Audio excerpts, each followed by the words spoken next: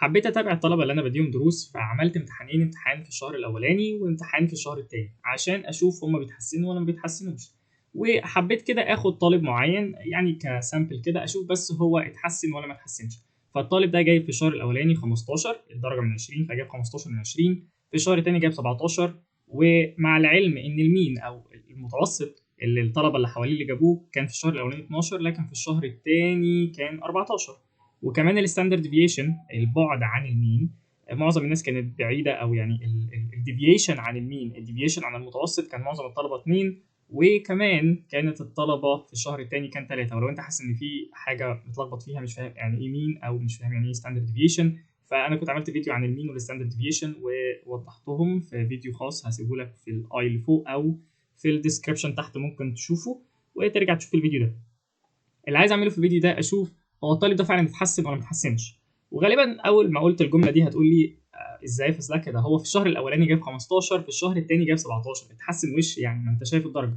اقول لك انت استهب بالدرجه دي، جايب 15 من 20، الشهر الثاني جايب 17 من 20، فحسيت ان هو كده زاد درجتين.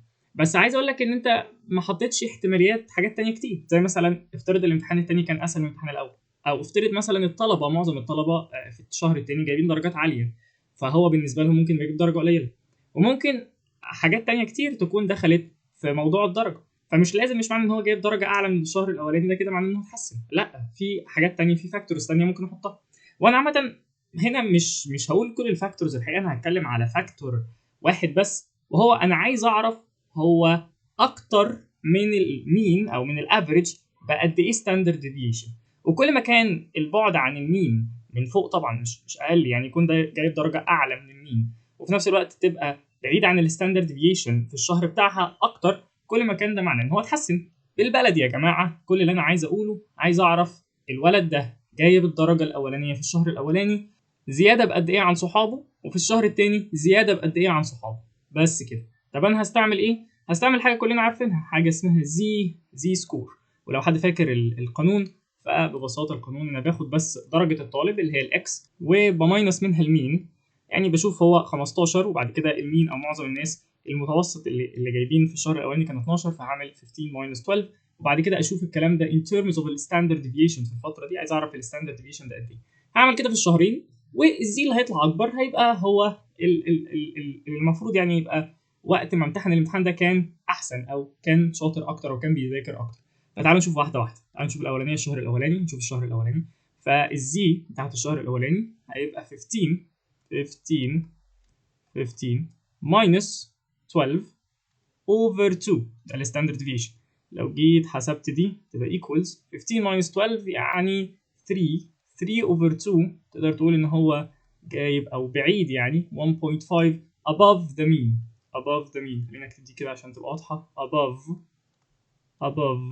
the mean يعني هو اعلى من المتوسط او اعلى من اللي معظم الطلبه جايباه ب 1.5، دي حاجه كويسه جدا.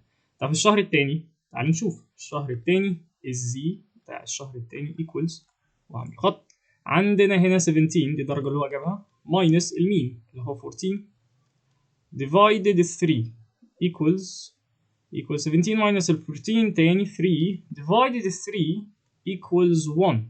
1 دي برضو above the mean، above the mean. فكر بقى فيها كده، كده احنا عندنا درجتين او عندنا بعدين deviations بطريقتين. 1.5 هو كان اكتر من زمايله في الشهر الاولاني ب1.5، بالرغم انه جايب درجه عاليه في الشهر الثاني، الا انه هو اكتر من زمايله او من معظم او من متوسط الدرجات بدرجه واحده بس في الشهر الثاني. فانت لو بصيت بالطريقه دي هتلاقي ان هو كان في الشهر الاولاني اشطر من في الشهر الثاني، بالعكس كان بيذاكر اكتر، ده هو جايب اكتر من المين ب 1.5، لكن في الشهر الثاني هو اكتر من زمايله، اكتر من المعظم اللي جايبين بدرجه واحده بس.